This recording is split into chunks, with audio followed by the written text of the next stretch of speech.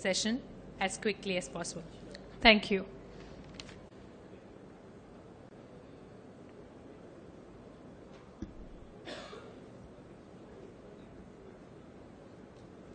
Thank you for joining us back after that short tea and coffee break that we've just had.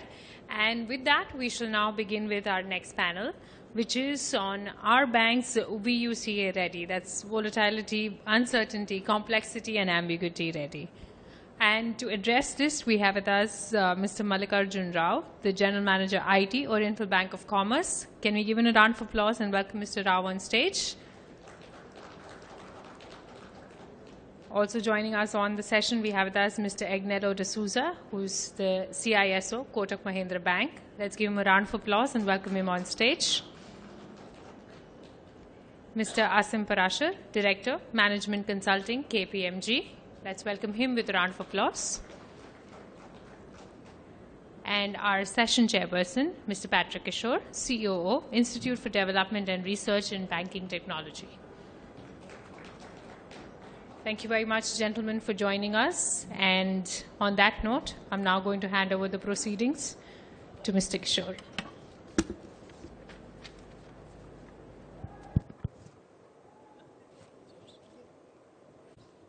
I'm becoming a serial panelist.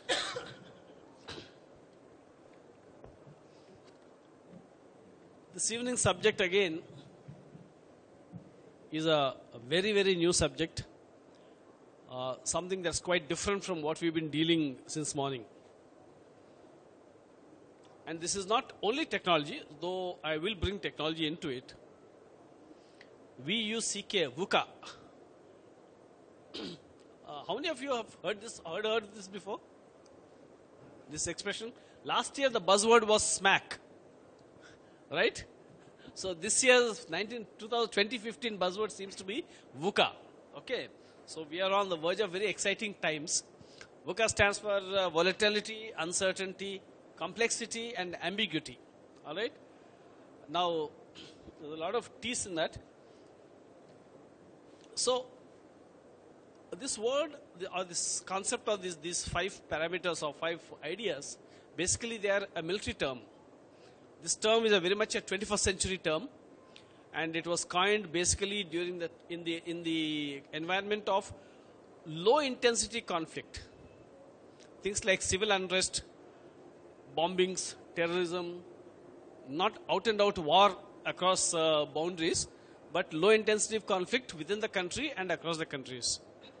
And therefore the militaries of the world needed to find ways of dealing with this thing. And was it Lao Tse who said all business is war? Right? So whatever applies to an army environment also applies to business. So the management consultants brought this term into the business area also. Actually, I should not be sitting here. Asim should be sitting here because he's the management consultant. But I hope to get more out of him than I can give to you. Right? So, we do live actually in very uncertain terms. If you see, nobody thought that oil will come down to $45 a barrel. Nobody thought that food prices would go up like this. Nobody thought that the government will change. Everybody thought Achhe Din will come. Nobody thought that for the last 2-3 years, no major greenfield project has taken off. But today we are on the edge of, hopefully, a major change in the economy. But then we don't know what. So this entire VUCA has to do with unknown unknowns. All right? So if you see, when this kind of things happen, how do businesses react? In particular, we'll come back to banking again. How do bankings react? Because your entire economy is very closely tied to banking. No banks, no economy. If the banks stop for working for a day, the economy stops for that day. On top of that, we have this complexity issue. We have highly interconnected systems. Take the telecom networks. One network goes down, it will have a domino effect on the other telecom networks also. One system fails. If there's a glitch in a stock trading application, it can stop the stock exchange, but also the payment systems. So we live in a highly interconnected world, very, very complex world, and therefore managing that complexity itself has become a challenge. We are also in times when there's a lot of ambiguity. We don't know enough about a lot of issues. In banking, we have these good intentions of financial inclusion and so on, but not many of us really have a clue how to fix that. So I'm going to start with Asim. Asim, in this kind of a very, very uncertain or vague, I think that one word describes all the four factors, this kind of a vague environment, what should banks be doing? In particular, what should bank leaders be doing? Okay, that's a googly, but let me try to answer that part of it. When we look at the banking system, and traditionally it was deposits and lending, and that used to be the traditional way of doing banking. But in the last 2 decades, the complexity have increased. The kind of products, the structured products which has come in, the focus on treasury-based income that has increased, globalization have come in. You have corporate customers which have multi-country footprint. So the complexity, when you look at it, either from the deposits or from lending side of it, that has increased tremendously. But whether the credit appraisal process or the credit management process, have it remained at pace with the change in the banking business? There are questions on that. And I will just give you an example. I was in UK for 4 years during this last recession from 2007 to 2010-11. And every weekend it used to be a betting going on in the business district out there in Canary Wharf that which bank will go down. And it was such an uncertain environment. Reasons unknown. Where are the bets or where are the trades which has happened? Unknown. People are still trying to think through it. Bear Stearns went down. Lehman Brothers went down. Credit Suisse, UBS, everybody was under tremendous pressure. And nobody has a clue. And recently, if you have followed the banking area, there has been a report published for all the transactions and discussions that have gone between Bank of England, directors, governors, as well as the various bank CEO. And when you look through the script of it, you will find that all the senior bankers having 25, 30 years of experience of doing banking in different portfolio, different line of business, they all were confused. It was completely vague. They were also trying to figure out what they should do to minimize the risk. So under this situation, to summarize that how should the bank look at this complexity and volatility is all your processes. Keep it simple. Keep it customer centric. The more you are closer to your customer, whether it is a retail customer or your corporate customer, you should be the first to sense what's happening in the market. For example, coal block licenses got cancelled. None of the banks had a clue. Nobody had expected that. And then they were running helter-skelter, going to Ministry of Finance, do not cancel or try to find a way out of it. Similarly, telecom licenses, 2G spectrum auction, 3G. Nobody has a clue, and you have been lending. Airline business, you have been lending. So the point which comes out in all these things, we put blame on agriculture loans or retail loans, etc. But that is not impacting the balance sheet, especially in the Indian market. It is the corporate loan that is having a large impact on the balance sheet of all these banks. And this ambiguity, this uncertainty, either the banks are not well prepared, they are not aware of the events that are happening in the market, they are not doing the processes are there, that every quarter you need to do a validation of your corporate customer, how viable it is it a going concern, etc. But is it being followed in principle? There are challenges on that. Systems have been implemented, technology has been brought in, but as long as the leadership doesn't drive this direction in their banking business, rather than putting pressure in each of the branch manager to increase the deposits or increase the loan, then these all conflict will keep coming in and we will keep dabbling with new terminology, which sometime we consultant bring into the banking lexicon. Thank you. Thank you. Yeah, that's true. Now, you mentioned a very important thing of risk in a credit decision. Typically, banks manage their risk on the three pillars, right? So, market risk, credit risk. What Asim just mentioned is the credit risk. When you lend to a large corporate, a big ticket loan, you do a risk assessment. You do look for what can go wrong, but you don't factor in cancellation of licenses because that's at the very basis of the loan, right? So, from a risk management perspective, how would a manager or how would a leader, a lender, deal with this kind of an environment? Good afternoon to everybody. Before I come to the risk, I would like to just give a little background what Mr. Asim has said. I would like to continue on that. The concept of VUCA, as rightly said, it has taken more momentum since 2008 across all the countries, and our country is no exception for that. More importantly, when a country like ours has sensitivity with respect to geography, geographically we are sensitive, politically also we are sensitive. Because of these reasons, unless we understand the volatility, even uncertainty, complexity and ambiguity, the business continuity will be impacted. Now, business continuity, when we look at from the information technology angle, we only understand to the extent of internal failure rather than external threat. So to that extent, we have insulated ourselves over a period of time to clearly declare that yes, we have a very good BCP policy. How far it is sustainable, how far it would remain with respect to the VUCA impact in our country is still to be seen, which is a very challenging task for the leadership. Now coming to risk management. Risk management encompasses everything, whether it is a market risk or credit risk or even operational risk. Operational risk covers even technology as well. Now coming to market risk, most of the elements which are external in nature but not being understood or leaving to be uncertain are emanating from the volatility in the economy. Majority of the things. Suppose we have seen in 2008, when the US economy and the European economy were in trouble, these side effects were felt in all the Asian countries, including ourselves.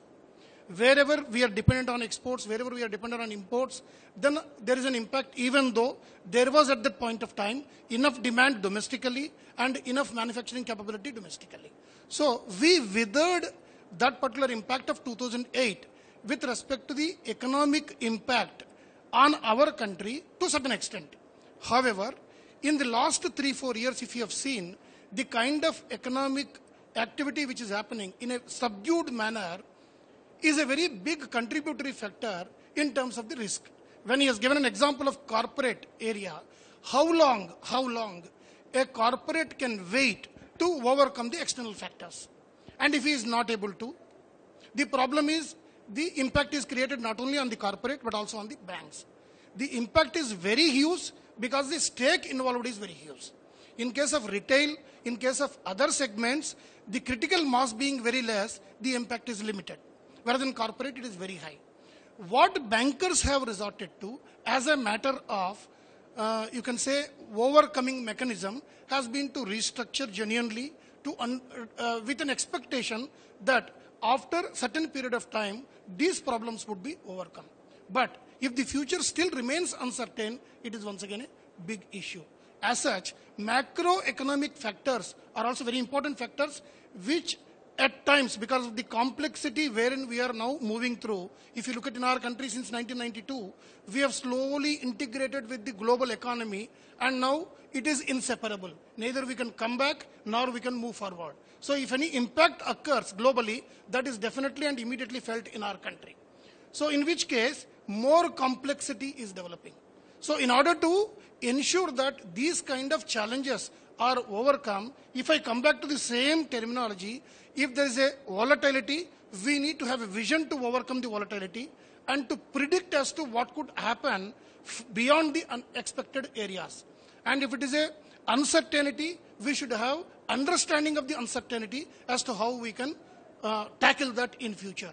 And if it is a complexity, we should have a clarity on such kind of complexity, how we can deal with. And if it is an ambiguity, very important factor for the banking currently or the financial sector currently is the agility. Agility is required because there are a lot of changes which are occurring. There are, economy-wise, if you look at, yes, there are a lot of changes. Risk management perspective is changing more and more. It is no longer a mathematical equation-related computation that the bankers have to comply to RBI and government requirements. We will have to apply to them to see as to how we are able to control the impact we are getting from the incidents which are occurring. So it is more challenging in the risk management environment than the technology environment. Technology environment, at least, you can insulate yourself by internally setting right the things, only waiting for the external factors where, if I give an example of Kashmir, problem, what is a Kashmir problem means, it's not a political problem, that geographical what has happened, all the banks were down for a longer duration of time, in spite of the fact that every bank was having DR setup. There's no meaning for the DR. Likewise, in Andhra Pradesh, Hudud has created tremendous impact, as a result of which, in that particular cluster, all the branches were down, customers were not able to undertake the banking transactions. Every bank says we have a wonderful DR setup. Then is it really meeting the expectations? Earlier, in the earlier years when you go back, even though there is a possibility of occurrence of such incidents, the probability was very less. Whereas now over a period of time, because the dependency on technology has increased and it is an irretrievable or irreversible situation, more and more such possibilities are happening. They are also creating large impact. It is a big challenge, and it is easy to identify the reasons and identify the complexities, but it is very difficult to overcome them. As such, it is a big challenge for the leadership.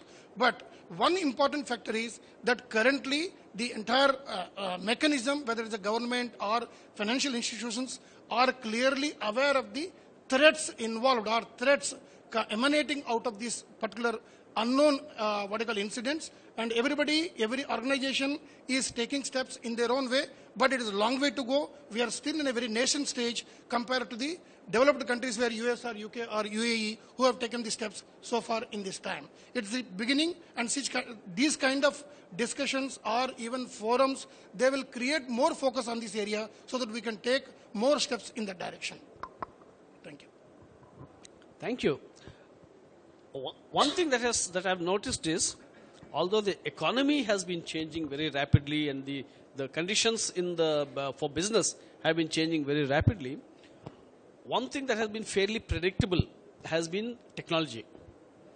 Technology was more or less linear. You knew what to expect.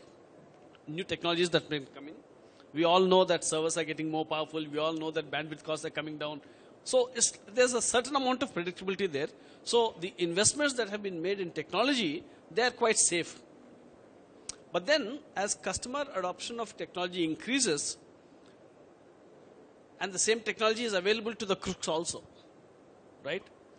So how can we protect our customers from these unknowns in technology? Angelo? Yeah. Good afternoon, everybody. Like you rightly said, the more adoption of technology which is happening today, okay, and see, earlier days, like we could see the customer who's doing the transaction, the customer used to be in front of us. But today, with the adoption of technology and this kind of things, we really don't know who is behind the scenes. Okay, it appears to be like a customer is coming in to do the transaction, but it might as well be a fraudster. Okay. And I think what is happening today is that the banks are actually following behind the curve, if I may say so, because the fraudsters are coming up with new and new ways, innovative ways of committing frauds. So earlier it was phishing, and so there was a lot of awareness which the bank did about phishing, and the customers also started becoming aware. Then the fraudster moved on to wishing now. So now what we are seeing more and more is that the fraudsters are calling up customers and telling them that I'm from RBI or I'm from so and so bank and I need some information from you, and the customers are very willingly giving us this information which is leading to frauds. And no amount of awareness that you do is enough actually, and that is quite a big challenge that the banks are currently facing. Okay. Another big challenge and what we are seeing more and more is cybersecurity risk. Okay. We keep hearing about cybersecurity incidents very frequently now.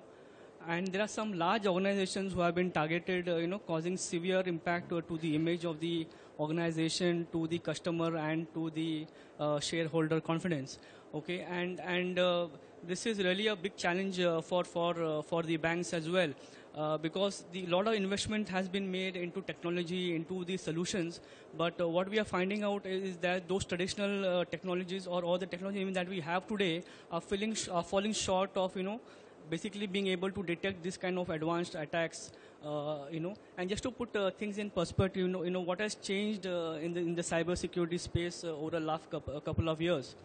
So earlier, what used to happen was that the cyber criminals used to hack a system, get into a system, poke around, do some kind of thing over there, and get out. So there was no really focus. They were not really focused on what they wanted. Right, but today the cyber criminals are much more focused. They are much more organized. They have huge investments backing them.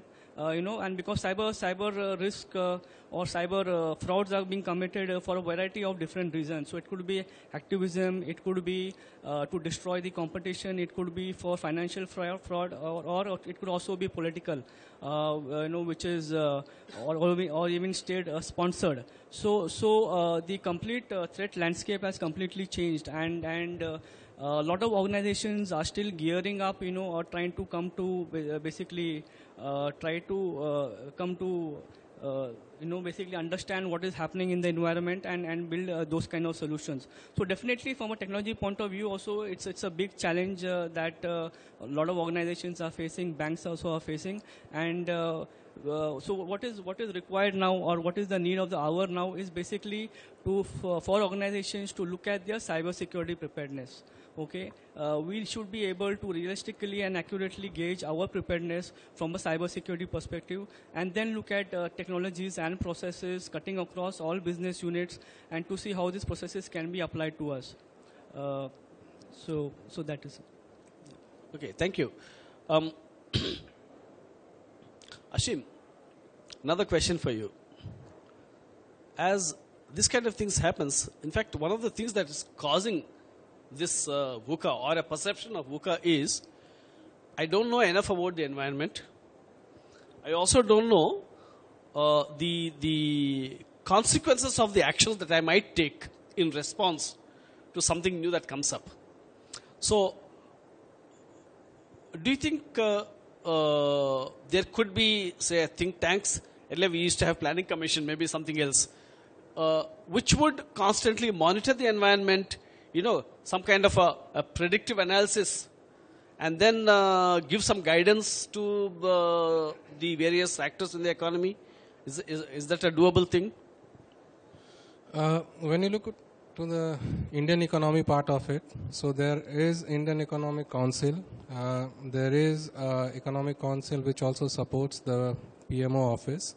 So these are more structured, and they look primarily on the macroeconomic conditions, and if you can call it, it is more academic in nature. Now, if I compare this with the US market or the US economy, there we see a lot of collaborations between the lawmakers as well as the different players, both from banking area as well as technology. So there is a lot of convergence. Now, what we are seeing here as a trend, and that's important for the banks, because here the banking has been primarily driven by there is a demand, there is a need, but the supply has been less. So that's the way the banking has worked in India till now. But we are seeing a lot of disruptions, and the regulator, RBI, is also kind of trying to gear up for those things.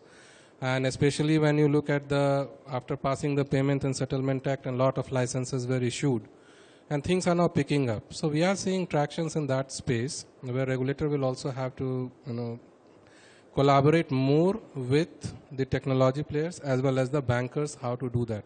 There are events which happen, like Indian IBA events, etc., which happen, but that is more looking from how do we service the customer, or what are the issues which are internally being faced by the banks. But the economic conditions, economic scenario, the uncertainty, the volatility. For example, if you take the falling price of crude oil. Now, For retail customer, it's good because it's going to reduce their EMI outflow, etc. But what are the implications for the customers, for the banks? Now, some of the exporters, will they get impacted? Possibly, because it is leading to stagflation, etc. in the European market. US is doing well, China is going down, Middle East is going down. So there is a correlation between all those things. Similarly, for the importers, it may be cheaper. So there are so many implications of this. And you can build as much as possible a statistical model, etc. But it requires a lot of thought process, not only coming from the bankers, but also from industry, etc. And that collaboration we don't see. Most of the time, bankers are always keep a distance from their customers in an open forum. So those kind of discussions are very much encouraged. Whereas in US, you will find a lot of interactions between them. There are think tanks which kind of come up with white paper, future-looking, forward-looking initiatives which they take to the lawmakers, and laws are made and they take pointers from that. That's right. So the more a bank leader or banks are exposed to this kind of an environment, it also sharpens their ability to deal with this kind of uncertainties and look ahead with foresight and insight. The more information we have, the easier it becomes to handle. Fine. So from a macro perspective, it may be a good thing to develop systems where there's a lot of information is being shared for strengthening the processes so that we can deal with complexity and so on. But if I may give the example of an athlete constantly practices, constantly trains to build strength, right? So he has to constantly have that reserve of energy, reserve of stamina to take that, the last, I think they call it the second breath, all right, the last lap. So how do banks build this kind of muscle? How can banks build strength? One, financial strength. The second thing is management strength. How can they do that? It's a very important question, and it has got a lot of ramifications, in fact. For a moment, if we can forget about the external factors, the important factor is to develop the leadership, to increase the strength of the organization, and to see that the continuity is there in the leadership. Now, strength of a bank, see, if I discuss with respect to the bank, strength of a bank is understood from its balance sheet. And balance sheet contains, more importantly, the capital. The capital, we have various guidelines, not only from Reserve Bank of India, even the Basel recommendations are there, which are adopted in our country, as a result of which a banker has to maintain certain element of capital. That capital is required not only for undertaking the business, but also to foresee what is expected to increase in the business. When I said capital, increase in capital or conservation in capital, whatever we call, considering the strength of the capital, my business outlook will depend upon that. Suppose I want to garner a business where the risk element is 150% or 160%, to that extent I am reduced or I am creating the charge on my capital. As a result, my risk management measures will have to be assessed and formulated in such a way that I am taking the less risk business in such a way that my capital is not impacted.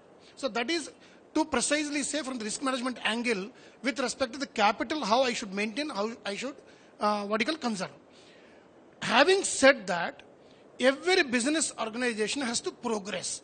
Progression comes by increasing the business. When I'm increasing the business, I need to foresee as to what should be my capital. For increasing the capital, either to take from the market or I need to increase internally by increasing my profit. Again, if I have to increase my profit, my asset liability management is an important factor. That means again it comes to the risk where what kind of clientele what I'm choosing, what kind of product I'm selling to them, and what kind of pricing I'm doing to the product. Whether all the banks can price the product as they like, once again there is a market which is going to define the price. If a banker is having more CASA, as a result of which their cost of deposit is less, they start with an advantage in giving a fine, refined pricing for their loan products.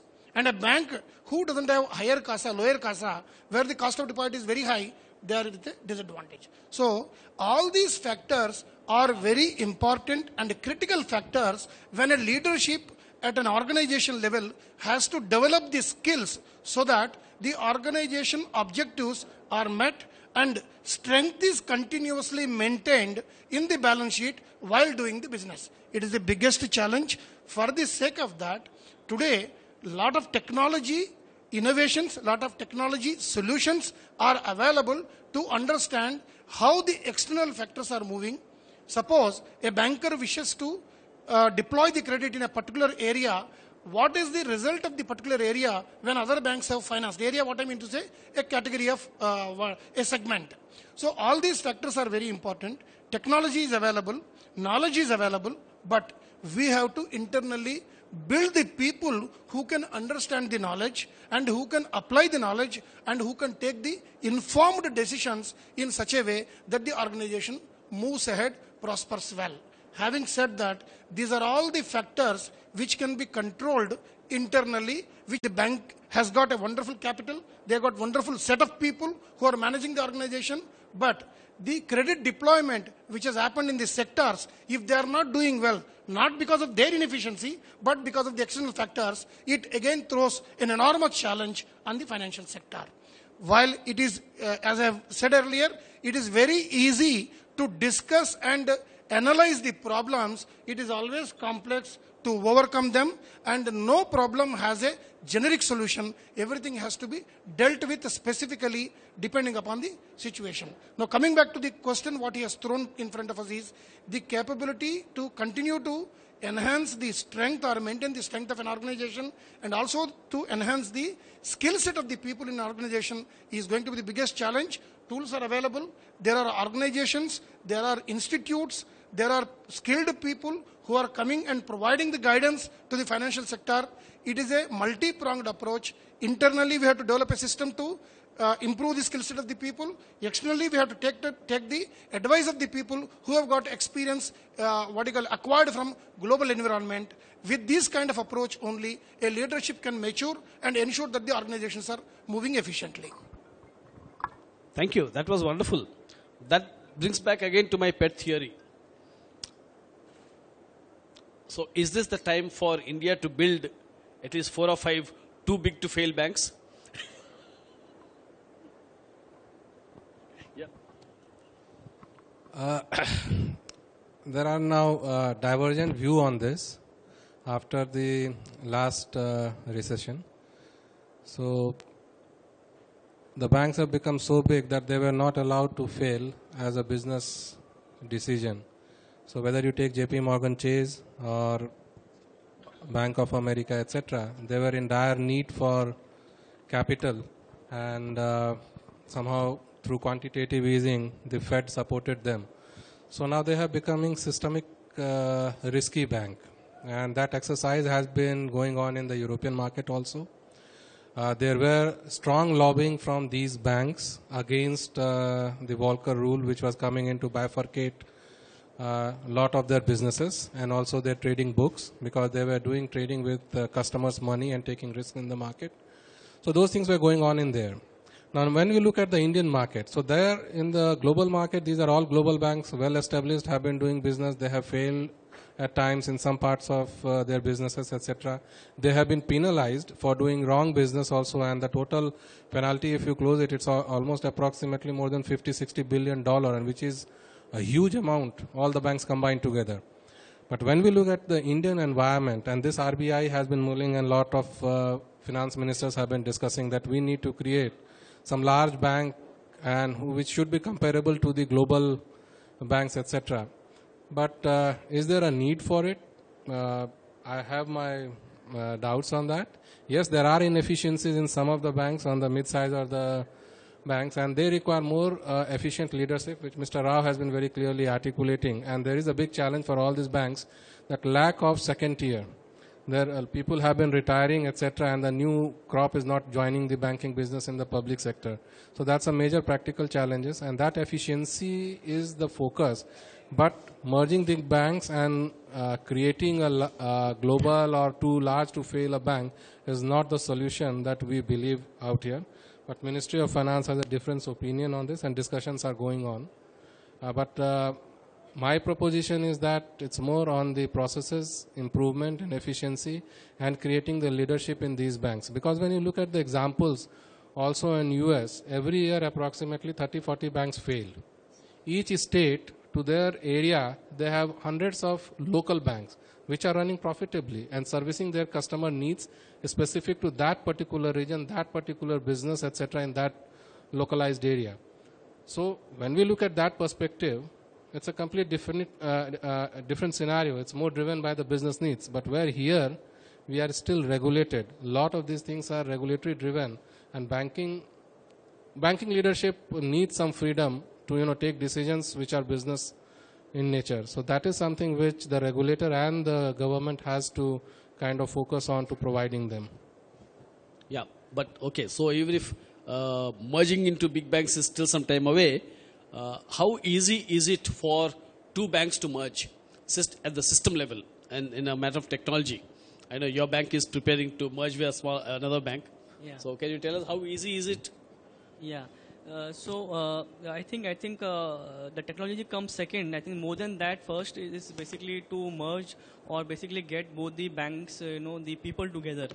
Okay, and I think that itself is a big challenge in itself, because the way the banks operate, and they could be different in their processes, the technologies that they use, and how they operate. So getting the people to work together is the first big challenge, I think, which is there.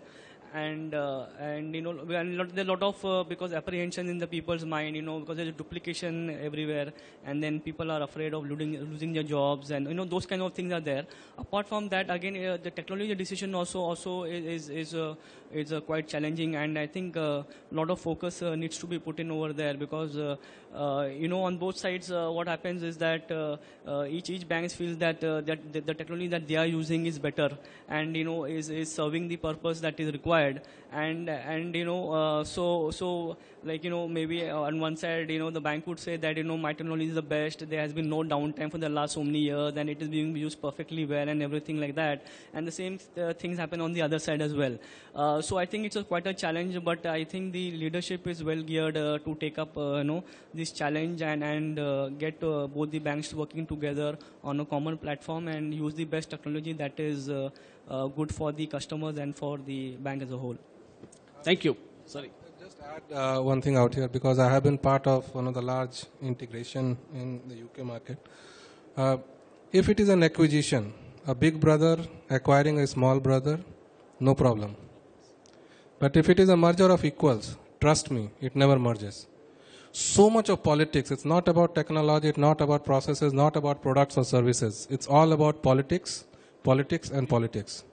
That's the biggest problem I have experienced. 2 years, every day, every night, so many meetings, but most of it used to result, how do I leverage or, kind of hog the limelight or build all relations or all decisions around me. And that's the biggest challenge. So if there is an acquisition, if government forces a larger bank to acquire a smaller bank, that will be smooth. No challenge on that. Technology is quite mature on both sides of it. Processes, etc. also can align. But if it is going to be a mergers of the equal, we are going to see challenges in that. Okay, thank you. I think we'll throw the floor open for a couple of questions. Somebody give a mic there, please. I pick up this question from the last statement made. A large bank merging with a large bank. What happens if a large bank is split into pieces and merged with a larger bank? Okay. So I will give you an example. So Lloyd TSB Bank acquired Halifax Bank of Scotland. And then after 3 years, they sold off certain of their assets, or they demerged that. So it's a cycle. So it's a challenge. On the demerger side also it's a challenge. But on the acquisition side, it's a larger challenge. Because in demerger, I can sell it off at a discount. You can take ABN AMRO sell-off when two banks acquired it. So that's a very different proposition. But on the acquisition side of it, it's a big, big challenge if the two parties are equal. Yeah. Good evening, sir. I noticed Mr. Angelo focusing a lot on cyber criminals and hacking and external threats. So what I wanted to understand was what kind of measures are being taken by the banks when it comes to internal threats. That is, you have many layers of admins, super admins, privileged users who are to whom the data of the customer is pretty much in their hands. For example, if we take the case of Snowden, he was an internal employee who brought about such a radical change. So I just wanted to understand what kind of measures are being undertaken to take care of such internal threats. So probably Mr. Angelo and Mr. Mallikarjun Rao can throw some light on that. Yeah. From an internal threat perspective, I think there is a lot of action which the banks are taking, and a lot of solutions are actually implemented, and they continue to be evaluated and implemented. So when you talk about the super admin access or the super user access, so we have systems where basically you have recordings of all the activities that are done by the super user, which are reviewed periodically, and whenever there is a requirement to do a forensics kind of thing. And also every new system that goes into production, basically, so we see to it that they have all the controls properly put in, like for example, maker checker controls are in place, and straight through processing is there. So there is minimum usage of in the sense there is no manual intervention in the processes, and try to make it straight through as far as possible. So that those kind of controls we keep evaluating and we keep putting in place, so there are various solutions that we put in place. So what we do is basically we build a heat map and look at the overall risk from all angles, and look at what kind of incidents are happening, and try to then build on that and put in innovative solutions to address this kind of risk. I'd like to continue what Mr. D'Souza has said. It's a wonderful question, because any threat, whether it is internal or external, cannot be controlled exclusively by technology. It has to be combined with operational control, role clarity, and effective implementation on a continuum basis. It is not like a one-time achievement. These are the important factors. Now I'll give an example.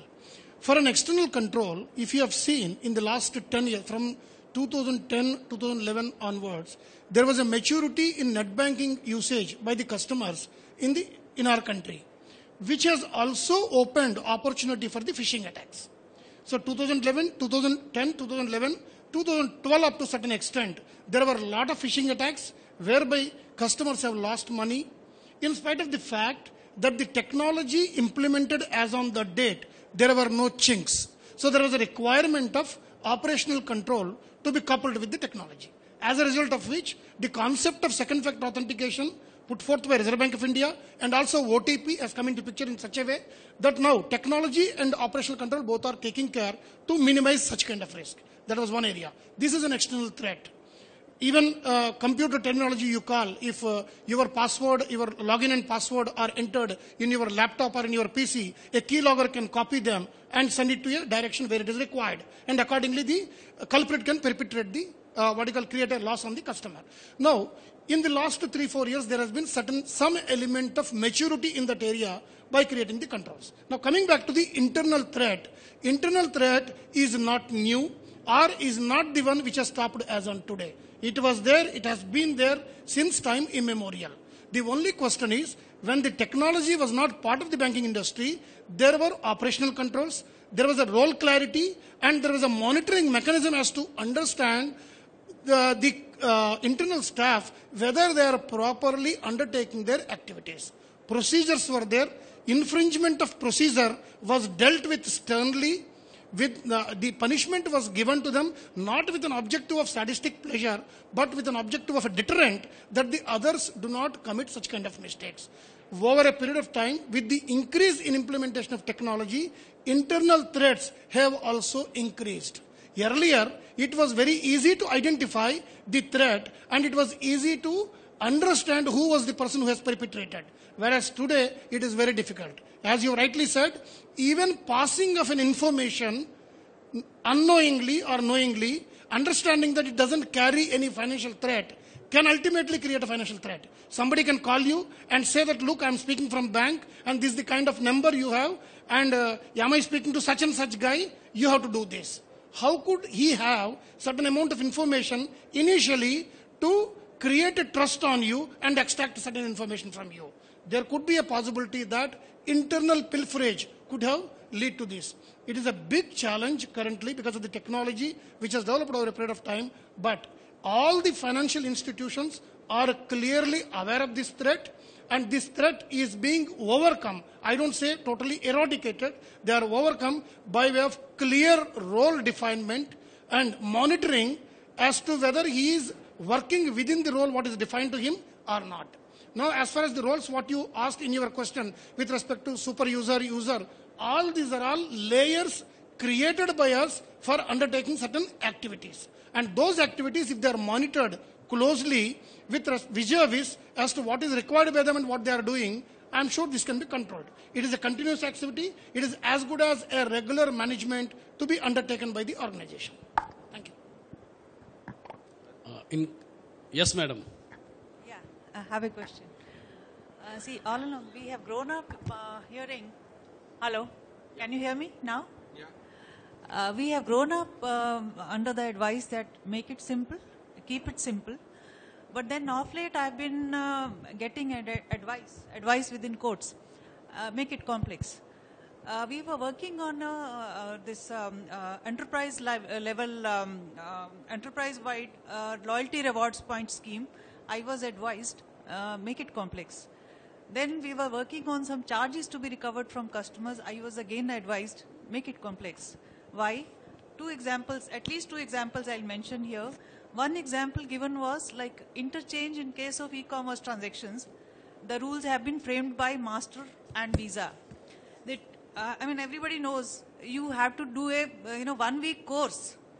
For that again, Master or Visa charge money, for that course. To understand what are the charges they recover from the banks or from the other stakeholders. That was one. Secondly, my own experience, in one of the banks I am holding an account, they charged me some 250 rupees in my account. And I asked them on their CMS system, why have you charged me this amount? The logic given was such a long letter because in the last month you withdrew this thing, and then you went to this ATM, then your balance on that particular day had come below 10,000, something. I said, damn it, 250 rupees gone or gone. I'm not going to spend my 250 minutes to read this logic. So, I mean, making complex worked for that particular bank. So with these kind of examples, I seek opinion of panels. Where should the bank, it is beneficial for the banks to keep it simple, and where to make it complex and enjoy life? Can I take that? You take that. Okay, so let me take that because here people are bankers, so I am I am also a slight one. So let me answer that part of it. So there are two sets of bank in India. I am just taking the Indian context. One, which makes things complex, and I think you would have interacted with one of them. And they are more innovative in applying charges, applying fees, and keep on increasing their fee income. So you will see that. The balance sheet will also reflect that aspect of it. And if you interact with them and communicate, you will at least have to do 7, 8 interaction, and then as a retail customer against a big bank, you will just leave it at that. So that is something which we are seeing it. Now, there is another group of bank which are very lax. The genuine charges also they don't apply. At times they miss that also. So there is an extreme when you look at the spectrum of it. Okay. So there, one which is very aggressive, which has defined complex charge modules on all their products and services, not only credit card, on other also, whether minimum monthly balance, average quarterly balance, everything they are kind of closely monitoring it to increase on their profitability part of it. What is going to happen is that slowly when we are seeing more players coming into this space, or it will just become like Amazon. Somebody will come, some of all these basic needs of you, which is driven by payments. Because at the end of it, why do we go to bank? One, if I need money for loans. That is something which is a relationship. Otherwise, rest all is fund transfer. Rest all is money transfer. That's it. I buy something, I pay. I send something. So that's the whole idea. So you will see lot of disruptions on the payment side of it. And you can adopt multiple channels, multiple instruments which will slowly move away from the bank. And this is going to happen. And this is something whether you take Uber or any of these players coming in, these are all non-traditional players. On the loan side of it, still some of them who are going to be more responsive to you, you will have relationship or you will keep shifting of that. So earlier session was on loyalty and reward, etc. People are now waking up to that. They are going to consumer case codes. So things are shaping up, but for customer it is still a long battle. Yeah, I have a small question here, sir. Okay. Yeah, I'm Rohit Shukla from IDBI Bank, but I'm not in the retail banking line. So I just had a curiosity, if I could call it that. Over the years, you see, our checkbooks have always remained the mainstay of banking transactions. Even till today, we are gradually moving to technology. Why I'm asking this question today is that we have some elite forum from the technology front as well. So maybe one can ask this question to you. Even today, the only single unique identifiable aspect of a checkbook is the signature of the customer. Unfortunately, as of today, I haven't found in many checkbooks where there is a second cross-checking or identification device on a check. I mean, as a layman, one could instantly say, let it be a photo checkbook, at least a small photograph of the actual holder of the checkbook is on the check, and the person who's in the branch, he can at least verify that much without having very expert training. So if technology could, introduce something in checkbooks, because this is something many banking frauds are accruing out of forged signatures, duplicate checkbooks. It's not difficult to print a checkbook. So we strongly feel that there have to be one or two more features in a check which can be cross-checked just besides the signature, or which can be forged in any case. So I just thought if you can have your thoughts on that.